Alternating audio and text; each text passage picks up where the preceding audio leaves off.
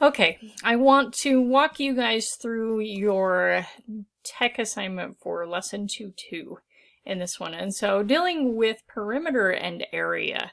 And so first thing we want to do on this one is we need to enter a formula for perimeter into cell C2. And so if you remember perimeter, we're just adding up all the sides.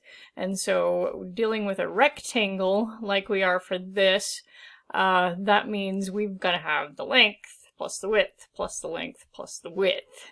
Or we can simplify that by saying, okay, we've got 2 times the length plus 2 times the width.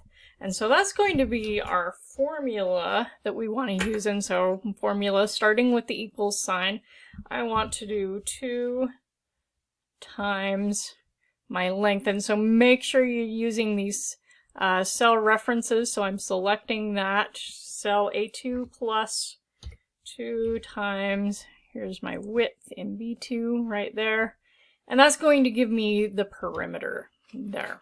And I do want to copy this down, and so right now I don't have anything in these other cells and it's all going to be 0, but we'll fix that in a minute. First we're going to do area, similar idea. Remember for rectangle, area is length times width, and so for this one that's pretty easy. Start with our equal sign. We're going to do length is there and width is there, so it ends up being A2 times B2 where I have those length and width. And there is our area, and we're going to copy that down as well. Now, the last thing it wants you to do is we need to pick pairs of numbers that will give us perimeter of 24. They've got one in here already. 8 and 4 gave us a perimeter of 24. I can swap those if I do 4 and 8, and that will also give me a perimeter of 24. And so there are 11 pairs of numbers that will give you a perimeter of 24, which means you should have this whole table filled in by the time you find them all. And so find all those pairs of perimeter of length and width pairs that will give you a perimeter of 24.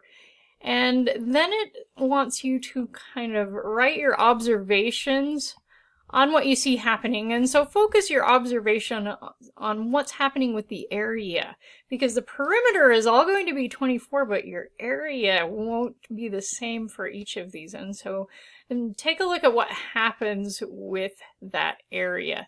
I think there was one more thing. It does want you to sort these, and so your observations will be easier if you sort your table. And so it wants you to sort those so that the length is in increasing order. And so if you remember sorting, we did this a couple assignments ago.